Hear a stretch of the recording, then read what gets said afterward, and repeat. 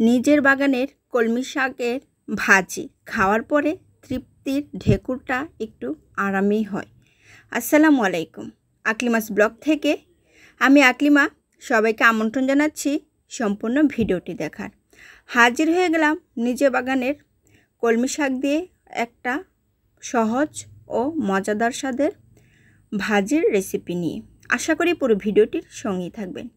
এখানে আমার বাগানে প্রচুর কলমি শাক হয়েছিল, তাই আর লোভ সামলাতে পারছিলাম না, উঠিয়ে নিয়ে আসলাম আর এখন কেটে কুটে পরিষ্কার করে নিব।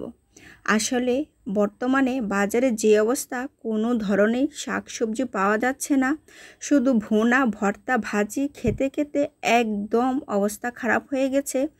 তাই এরকম শাকগুলো দেখে আমার মনে তো অনেক আনন্দ যে আমি কখন এই শাকগুলো উঠাবো আর রান্না করব। তাই আর দেরি না করে সাথে সাথেই উঠিয়ে নিয়ে আসলাম। আর আমার তো এই শাকগুলো দেখে আমি অনেক বেশি শুকরিয়া যে এত ফ্রেশ শাক আমার বাগানেও হয়েছে, যেগুলো কিনা বর্তমানে আমাদের এখানে বাজারেও আমরা পাচ্ছি না। যাই হোক, আমি শাকগুলোকে ভালোভাবে কুটে নিব। কোটার হওয়া গেলে আমি 4-5টা আলু এখানে দিয়ে দিব। আমি ছোট ছোট করে আলুগুলো কুটে নিচ্ছি, এরপর শাকগুলোর মধ্যে দিয়ে দিব। আমার কাছে তো এই শাকটা খেতে অসম্ভব ভালো লাগে।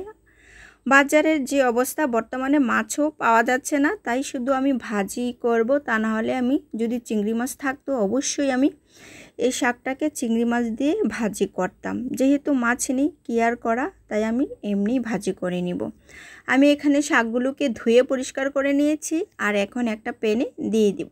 দেওয়া হয়ে গেলে আমি এখানে দিয়ে দিব পেঁয়াজ, রসুন ও কাঁচা লঙ্কা কুচি।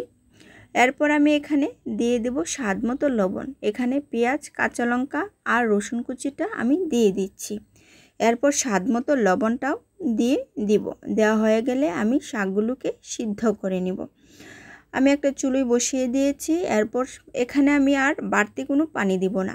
শাকের মধ্যে যে পানিটা থাকে সেই পানি দিয়েই শাকটা খুব ভালোভাবে সিদ্ধ হয়ে যায়। আর পানি দিলে ভালো লাগবে না, একদম অন্যরকম হয়ে যাবে। তাই আমি আর এক্সট্রা পানি দেইনি।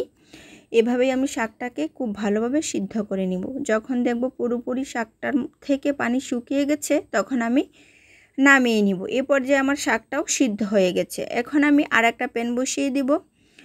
এর মধ্যে আমি তেল দিয়ে দিব। তেলটা গরম হয়ে গেলে আমি কয়েকটা শুকনো লঙ্কা কুচি করে নিয়েছি, শুকনো লঙ্কাগুলোকেও আমি ভেজে নিব। শাকের মধ্যে শুকনো লঙ্কা আমি এভাবে কুচি করে দিয়ে থাকি, এতে করে দারুণ মজার একটা ফ্লেভার পাওয়া যায়। এরপর আবারও পেঁয়াজ ও রসুন কুচি দিয়ে দিব। সবগুলো যখন ভালোভাবে ভাজা হয়ে যাবে, সেই পর্যায়ে সিদ্ধ করে রাখা শাকগুলোকেও আমি দিয়ে দিব, দিয়ে ভেজে নিব। এখানে আমি সিদ্ধ করে রাখা সবগুলো শাক দিয়ে দিচ্ছি। যেহেতু এগুলো আমার বাগানের শাক, এমনি একদম সফট আর খেতে অসম্ভব ভালো লেগেছে, কারণ একদম ফ্রেশ আর তরতাজা ছিল শাকটা। আজ এই পর্যন্তই। সবাই ভালো থাকবেন, সুস্থ থাকবেন। আল্লাহ হাফেজ।